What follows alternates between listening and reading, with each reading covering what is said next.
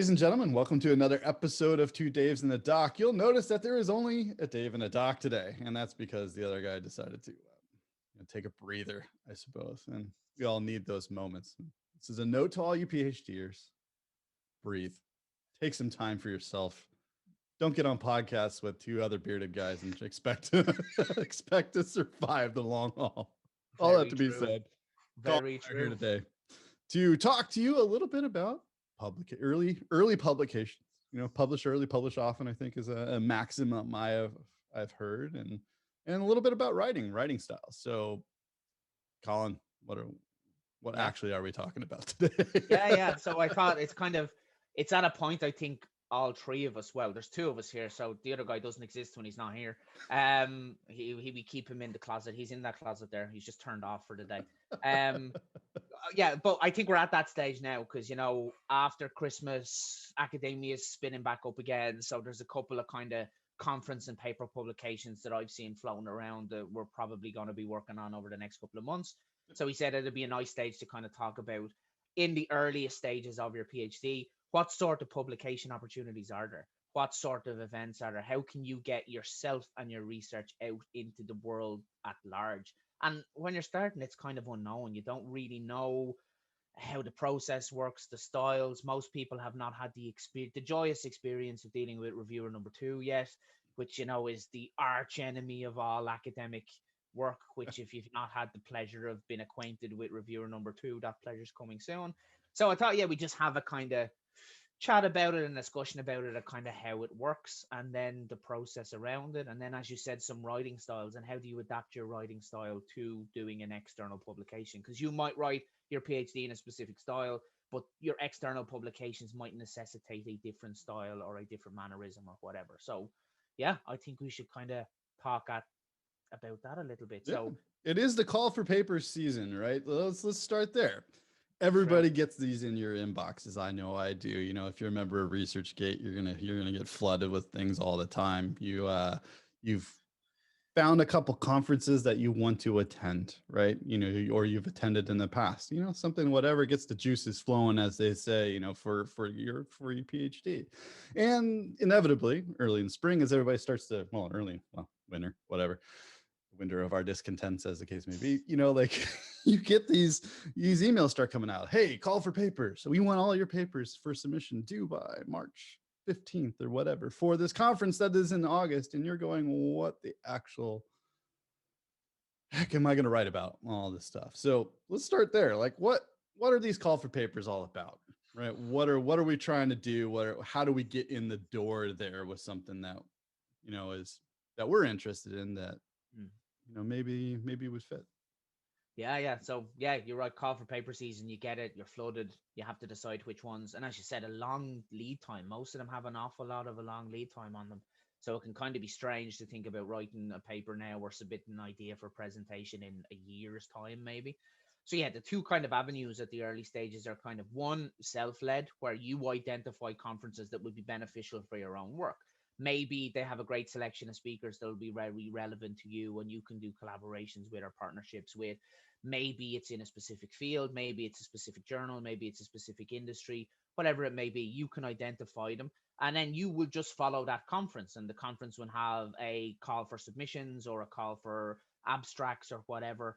Or you will then just identify general lists. I know there's websites and I know there's email lists and associations that will then do semi-regular call for paper updates, and you'll get an email to say, in your industry, here are the call for papers, whether it's IEEE or whether it's a specific industry conference, they will come on. But your interaction mechanism with them are very, very similar. So most of them will do, as you said, a call for papers, and it's basically the conference organizer saying, look, here is what our event is about. Here is the industry it's in. Here are the details for it. Previously always in person, but now with COVID, online an awful lot of them, and that will probably stay even post-COVID for an awful lot of events. And they will say, look, here are our headings. They're normally separated into tracks or chairs or specific sections, and they could be as general as we have an AI track, we have a machine learning track, we have a drone tech track, or it can be very, very niche speciality like specific chemical process tracks or whatever it may be. And then the call for papers is to give you all of the information you need to submit something. It will either have a form, so there's like conference sharing softwares. Easy Share is very, very common, and you can submit your abstract under a specific chair or under a specific call or under a specific topic, and then that will be reviewed by the conference organizers, and then you will either be declined, you will be accepted with specific suggestions or changes, or you'll be accepted onto the kind of program. So it's nearly like an audition phase with your abstract. And that's kind of the generalized process for it. And that can even be fraught with kind of complexities as well, because depending on conferences, depending on events, they can have different offerings. So I remember I applied to a conference that had a general track publication, and you could apply for a presentation of your work to your specific track.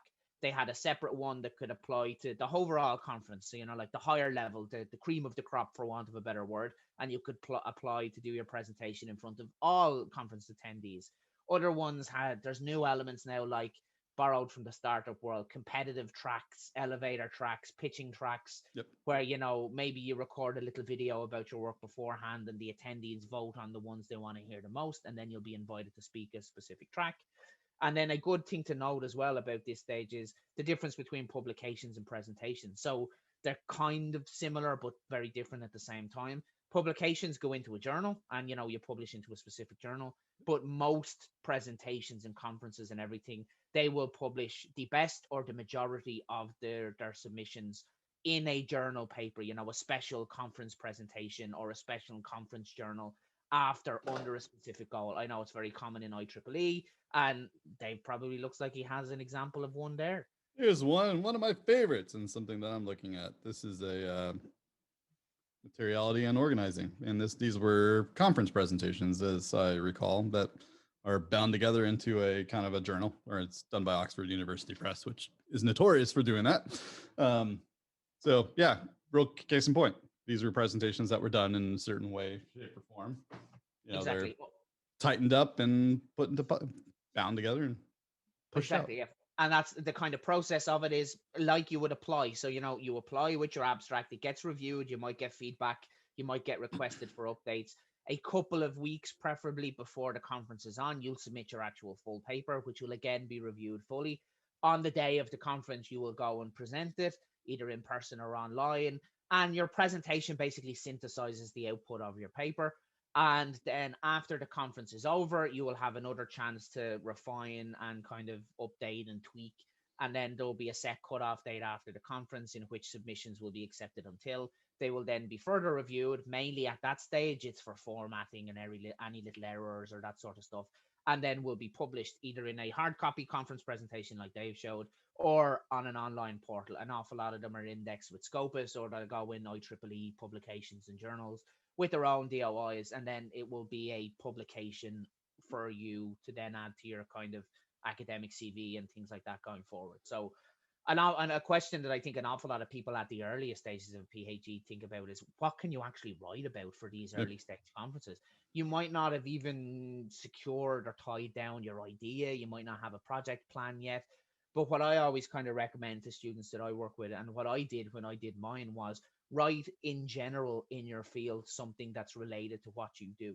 So I know I investigated innovation and whatever, and I was looking at applying technology to different industries. So some of my earliest publications in the PhD were me working on external projects, applying technology solutions to different fields, and then writing about the process or approach or the outcomes of what we did. So I did some digitization work and 3D modeling work. I did some 3D printing work, and an awful lot of that in biology or medicine. So, I could publish in a biology conference about digitization samples in biology, or I could publish in a medical journal about 3D printing and prosthetics. Not directly related to the outcomes of my PhD, but very relevant to the journey and approach that I was on. And during the course of doing that work, I was mapping that work and all of the outcome from that applied directly to my PhD work. So that is something, and I think, Dave, that's what we're probably going to work on together over the next couple of months as well, is projects exactly like that. Either mapping previous experiences, analyzing communities, analyzing innovation processes on problems we work with, and just kind of backdating it. So, like, do you have any ideas for stuff like that for you now at the minute? Yeah, so I mean, this has been kind of the tricky bit. So I work, my PhD kind of thesis or idea, or at least the seminal ideas of my question, are really around data and social agency, right? And we've seen this, we've lived through this through COVID, right? And for all intents and purposes, so there's a lot of different avenues that I've kind of looked down. There was the initial inception of what I was going to do, which was around serology, right? So a more medically focused thing, which by the way, getting ethics clearance for doing anything within COVID is it's kind of a pain in the rear end. So that kind of Getting dive ethics clearance post doc is a pain in just, the rear just end in that general. diverges super quick, and that's fine. But like alongside of that, there became this interesting pivot because a lot of what we live every day is around data. Like the iWatch, I have an Aura ring, right? These little things. So it's really kind of looking at the experiential stuff. Now that we're stuck within these four walls, right? Whether you're on restriction or you're, having to work remotely or whatever, so that started tweaking too. And so a lot of what I've looked at, especially since I work in industry myself, right? So I'm going industry to academia. And actually, this was an interesting conversation that we had the other day with Antoinette, which will be forthcoming. The That kind of going from enterprise to academia and not the other way around has kind of, I now have to kind of rethink and reshape where these are going. So using something like Jane to go and look at where does my topics, where there's some of the journals that fit with that idea. And I know we'll talk about journals in a little bit, but then start to line up conferences and start to see, all right, I'm used to going to Supercompute every year. Well, what I'm talking about is data. It's not necessarily applicable to Supercompute as a general concept, right? So that's an industry show, so to speak, or industries where they talk about academic stuff. Everybody goes to it. So yeah, not going to do that. So starting to go through and winnow down those ideas, but really looking at, I can talk to data. I can talk to social agency. I have enough research done at this point that I can do kind of a cursory review of some of the seminal work that's been done, right? And figure out what's there. So that's been kind of the consideration process at this point. And like you alluded to, you and I have a history through last year working a lot within these community bases, and it's tangential to what I've done, but a lot of my experiences in those type of things. So finding and actually aligning myself with other people either within our cohort or based on this who are in academia and looking at how can I join along their process as well, get some experience along the way, be able to adequately contribute to what they're doing. If they'll be author one, if you will, and we can go into the authorship rankings, if you will, which I've learned a little bit about in the past couple of months. But really kind of going along, trying to get that experience along the way, because writing academically, and we'll talk about writing as a little bit too. Writing academically, right, is a lot different than writing narratives. I mean, you are writing a narrative, but you're doing some of this stuff. So a lot of experiential. So to answer your question, yeah, a lot of these things are being explored currently. The conference path haven't really gone down. Another thing I think to also amplify is also the idea of poster board sessions, which is a big portion of conferences. Again, your paper may not be accepted or your abstract may not be accepted, or it may be accepted for something like poster board sessions, which are unique and different. Again, it's a way to kind of formalize your idea. You're given literally a blank canvas and you're putting together something. Now virtually, now they become something a little bit different, but you're given this blank canvas to kind of present your topical idea. So highlight a little bit about poster boards and how those things are done. You mentioned a good point there. We'll come with the poster boards regarding blank canvas. It was an interesting kind of revelation point I had at some stage that way. Yeah. So as David said, you can be invited to present the poster. In general, poster presentations are offered or requested by earlier stage researchers, people that are earlier in the process, formatting their ideas, or in some cases at the end of the process when you maybe have your publications done and you just want to promote or distribute your concept or idea in your specific industry. And it may work better for you to show it visually. So, like, yeah, generally a poster board presentation is more like, an open forum where, as David said, you're given most conference schedules have scheduled poster sessions. They're generally around breaks and around lunch breaks. And it gives people a chance to kind of decompress from the heavy presentations and explore and wander around the little village of posters, let's say. So you will be given your poster sheet and you can convey whatever your project, whatever your research is on that poster.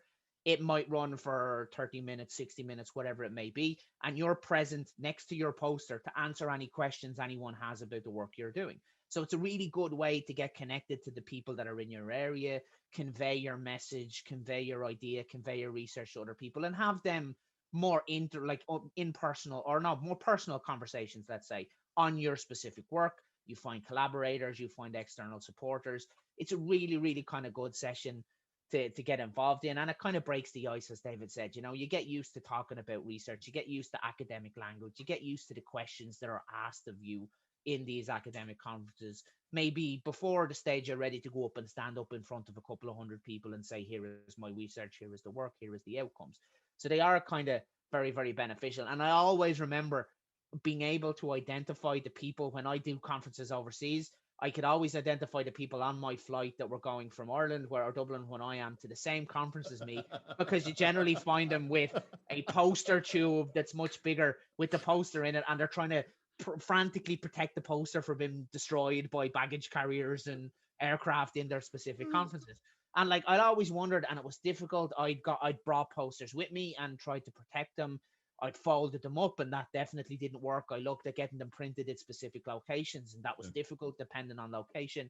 Until one of the poster presentations I was at, somebody had theirs printed on fabric. And then I was like, yeah, mind brilliant. blown. And I was like, yeah, look, I just take it down, I fold it up, I can like jam it into my pocket or fold it into my luggage. It's a poster. Like, it's fabric. I just hang it up and it's good to go. And I was like, that's clever. Like, that's Yeah, so how more meta could you actually be at that point? Like, you're given a blank canvas, so you print it on canvas and you kind of present it that way. But yeah, no, they're an excellent kind of event and a session to do that. How now they're going to work in digital world, I'm not sure, but like, I expect them to be back very, very quickly, because it's a great kind of practice and networking approach for these kind of early style publications. And then you can also claim the poster as a publication of a sort afterwards. It's not a journal publication, but it's a more visual publication. And I've seen some great researchers and I'll present their posters as, more pop culture or general knowledge information publications about their work. They share it via social media, they share it on websites, they share it in specific areas, and it can kind of amplify and help other people understand what you're doing and build really, really beneficial partnerships from that. Yeah, and if you think about it as a research guide as well, if you're able to distill your idea down to these, we've talked way early in the beginning of this wonderful journey about that head, heart, plumb line, right? Think of that as exemplifying this. If you can't distill your idea down into something like, in where I work, and I work in messaging when it comes to how you relay product or technology ideas to market. If you can't distill that down to three basic concepts, you're not doing your job right, because people don't pay attention to heavy, complex things. It's just a rule of how stuff goes on. They'll read, but they'll read in pieces. But you want to be able to kind of convey your idea in as simple manner as possible, and using just three basic threads, call it the rule of threes or whatever. So a lot of this, even in the mentorship stuff that you and I have done with startups, it's always trying to get your idea out in the simplest fashion possible, right? How do I understand what you're trying to do? What is it? How does it apply to me? And then what are the next steps, right? These three basic things. So if anything, poster is actually helping you formalize the ease, your topic, and it should make you pause for thought. I'm like, how heavy of a topic is this? Am I doing this the right way? Am I able to convey this in the simplest language? Because there's that great divide between academia and, let's say, the normal, if you will, or the society at large, right? And you want to bridge that gap, because if you're not able to convey your ideas, what are you doing? Like, we're all working towards something, right? I want to see your excitement. It can be about Heidegger, and I pick on Heidegger a lot, and so I apologize to all you philosophers out there who love Heidegger. But if I'm not able to convey the ideas of Heidegger to, my mom, and you've talked about this before too, if my mom or my grand can actually understand what I'm doing it the right way, then if you can convey that, then you got something going on there, and somebody will actually be able to understand. It's those formative things. Same thing with like Antoinette from before. The fact that somebody was able to say, I did something with your stuff, whether it be philosophically oriented, whether it be practically oriented, or whatever. That's the amazing part. That's a connection that you have there. So it's a beautiful thing to be able to get that brought to It market, so to speak. it's a beautiful thing, but also can be very tumultuous and stressful, let's say. So it could be your first, second, third. It's you basically bearing your research soul, let's say. Here is my project, here is my work, right? And an awful lot of people are going to like it, but an awful lot of people also are going to dislike it. And, in academic circles in particular, sugarcoating is generally not done. And, it's like, I remember a friend of mine saying in academic circles, people will say things to your face that they wouldn't in the general population because they get punched in their face if they did. So, it's kind of, Exactly. you kind of have to, it builds up a kind of resilience and all, and a kind of like, you learn how to kind of protect yourself from Yeah. feedback. Like, feedback is necessary, criticism is necessary, but you criticize the work and not the person. You criticize the aspect and not not the body of work that the person did or their motivations. So it builds up that kind of resilience that you'll need in that academic space.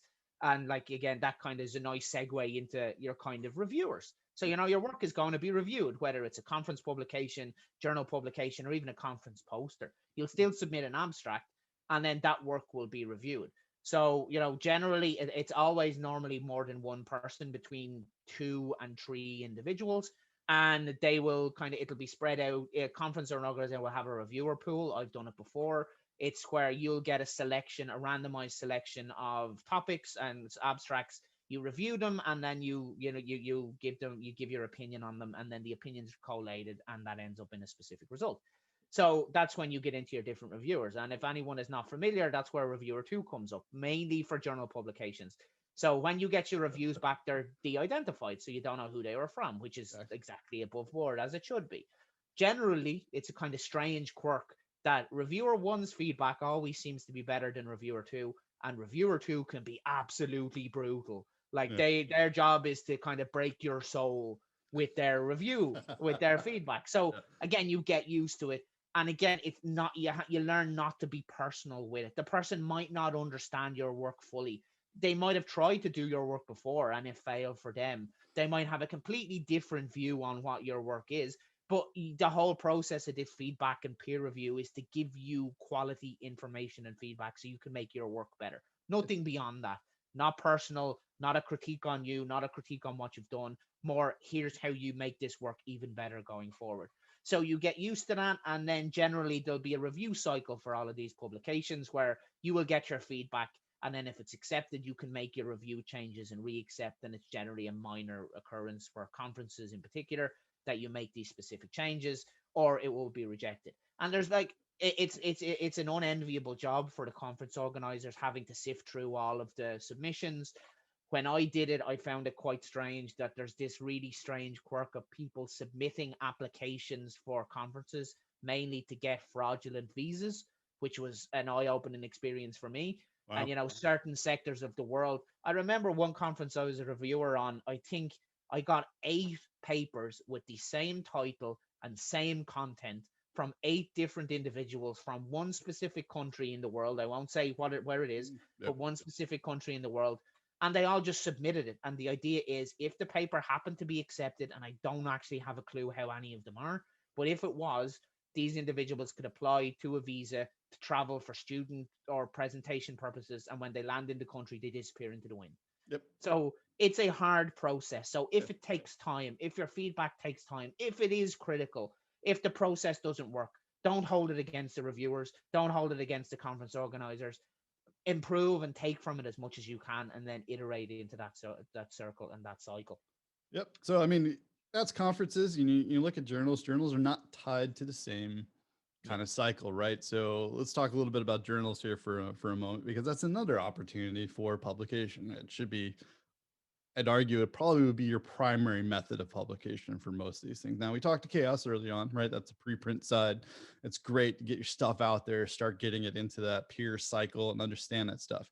Again, to your point about the psychological impact of the reviewers, understand it's not personal, it's business, right? When it comes down to it, academia is business for all intents and purposes, right? So taking that from a standpoint of, it's not you, it's the content, and there's always room for improvement. Even if yours is accepted, there could be accepted with changes, there could be exceptions based on language. Now, we have a lot of international folks that listen to this as well, so understanding that, read those guidelines for submission, read them over and over and over again. Most of them will highlight or have some rubric, and we'll talk a little bit of writing here just as an interstitial. Read those guidelines as much as possible.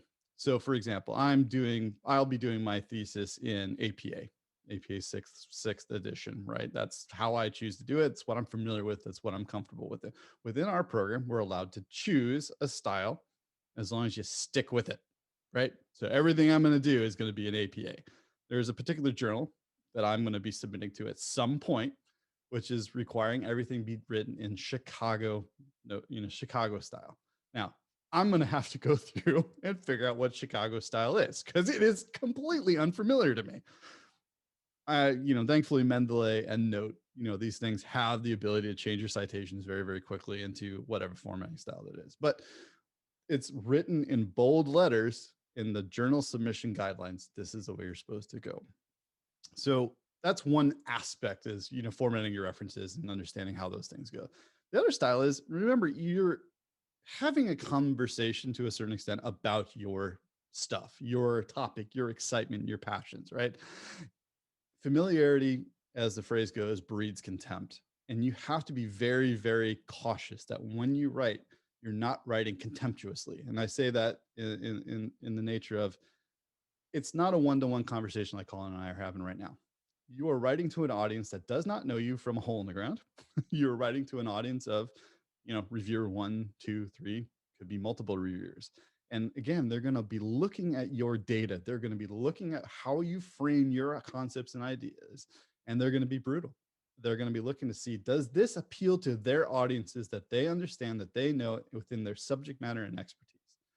And if you're writing in a familiar kind of format and fashion, there's an opportunity there for them to look at you and say, you're not treating this with the respect that's due this particular industry, this particular concept, this particular idea. And that can be off-putting, and that can actually change the dynamic. Your content may be great. Your idea may be great. Your writing may be great, but it's not going to be relayed in the fashion and form that they want it. So the idea of business writing, and I would urge you to go talk to library systems, usually within a university, are great for these writing classes. Get in there and have a sit down with some of those writing experts and say, hey, listen, this is the way, here's an example of what I've written before. If you've written some of these papers before, and have them go through and analyze your writing style, run it by a couple of friends, like, in my case, Colin, who's done publications before, like Dr. Emma Smith, like Antoinette, any of these folks, run it by them and say, does this actually fit within a rubric of an academic writing? So, I mean, Colin, from your experience, going from, as you said, the non-academic side to the academic side, how does that end up? How does it end up working for you? Yeah, I think I'd probably a bad person to talk about that because I got quite lucky. As in, before I even started my PhD, I had a couple of publications done, mainly because I was working as a researcher in a university on research projects. So I'd learn from the other people that wrote with me, the style, the format, the structure. And I think one of the biggest things that I got from that was objectivity and like formality. It's not like you conveying your research to the world, but it's conveying it very objectively. This is what I did. Here is why it is important. Here is the industry I work in or the field saying also why it is important. Here is a relevant approach to show you that my method has some external backing. Here are the results, and here's what I intend to do afterwards. It's not you saying, look how great my work is. It's you saying, here is my work as objectively as possible. And it can be hard to get into that framework and like that mindset of writing that way because it is very unnatural and unhuman a way to write. So I remember when I review work, I regularly see from students, they write I did, and I worked on, and that sort of stuff. Whereas like it is a very big mind shift to go to the author worked on, or the author did such and such, or the process did. You have to kind of like depersonalize it. You're writing at it like you're looking at it from a distance. It's your work, but you're writing at it from a distance. So the early stage publications are the perfect chance for you to do that. Get used to do it. Paper presentations, poster presentations, paper publications, any sort of journal events. There's specific events, journals, and publications in most universities for early stage researchers. Journal clubs or specific kind of conference events like early stage research events, which they're an awful lot more forgiving for helping and giving you this feedback to learn your writing style. So not only during the course of your PhD are you developing out what your project is going to be, you're also developing out your space in that specific field. You're also developing your own personal academic style, but then you're also learning how to write effectively, how to present effectively, and how to kind of depersonalize that whole process. So like that stuff is super important. You're not good at it at the beginning, and you have to constantly improve yourself at it and identify what issues you do. I have a tendency to write extremely long sentences, which generally doesn't fit most conference publications or journal publications. So, I make a Yeah. conscious effort to reduce the length of the sentences. It's that you get used to that sort of style. And then, as Dave said, yeah, share it with other people that have published in your space. And when you're reviewing a journal or a conference or any publications previously, as David said, what I like to do is write a kind of target list. What is the style? What is the format? What is their template? Make sure you have all the technicalities locked down before you submit. There's nothing more frustrating than you writing great work and submitting it, and in 6 months' time, it gets rejected because you submitted the wrong style, you submitted the wrong format, you used the wrong template.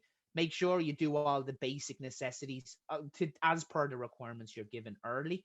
And then also, what I like to recommend to people doing what I do is read over previous publications, Absolutely. from that journal or that conference, just to get the style. Do they like more analytical approaches versus kind of situational? Do they have put a huge preference on your abstract section being significantly longer than others? Do they put huge emphasis on the outcome of results and your plans for continuation of that research after the results phase? You just get a feel for what it looks like, and then you might not gel with the journal or publication at all, and then you find another one. But preferably you'd want to adapt your work to maximize its chances of being published. And then of course ask for feedback. Preprints are great. Kind of peers groups. I know most universities have peer writing groups and peer publication groups and journal clubs and that sort of stuff. So do your practice beforehand and get a feel for the area, the feel for how you write, try and identify any of your own problems, and then just accept it's going to take time. Your Yep. first couple of submissions might be rejections. Minimize the chances of that by writing with other people. And as David said, there's a hierarchy order, and lots of people have different opinions on first author, last author. A generalized approach is the first author did the majority of the work, and then sequentially back down through the contributors to how much they contributed, with a general exception being the last person on it is generally assumed to be the head of your department or head of your field or your overarching supervisor.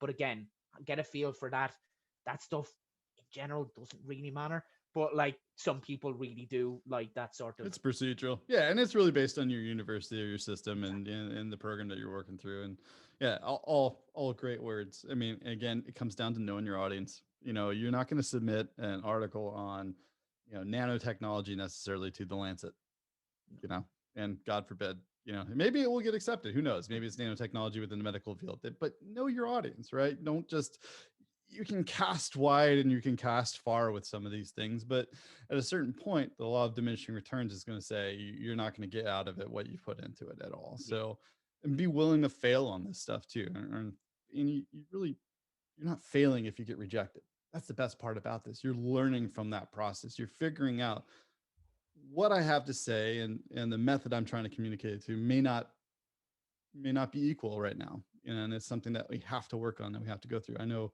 as again, coming from industry and working on messaging, it's my day-to-day job. Those first ideas sometimes are absolute crap. Like you sit there and you have this great idea and you want to put that out and you put it on paper, you commit it, and then you get people to read it, and all of a sudden it's like, oh, I didn't mean it that way. That's actually not being perceived this way. And in a global, in a world of globalization, and academia is truly a global institution. If you think about it, your meanings have to be timeless. They have to be borderless, right? A lot of what you're talking to, unless it's, sociological studies notwithstanding, and anthropological wise as well. But like a lot of these things have to be borderless. They have to be understood in ways and places that you didn't know you're going to be reaching, right? So always focus So, on the end result there, and don't and you've worry if got things gets rejected. True. And then you see you mentioned a good point. There's a time element. When you publish it, it is a footnote in time and in history. It will last in existence forever.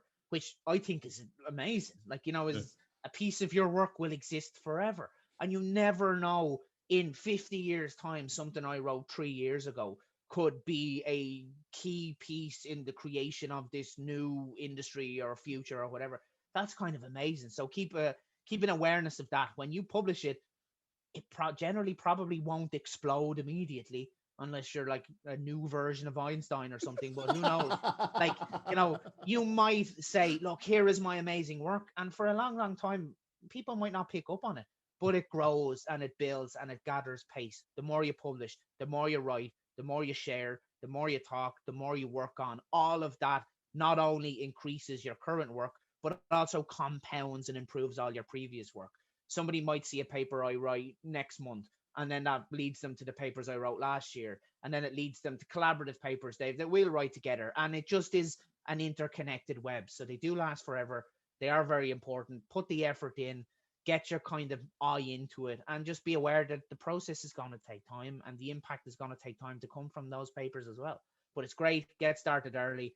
And then the one thing I can say is, as publish often, publish as widely as possible, different areas, different fields, different journals, publish with different people, collaboratively work with others. I'm all about open collaboration with everybody. So if there's any lasting tip I could give is, write often, write openly, and write with others.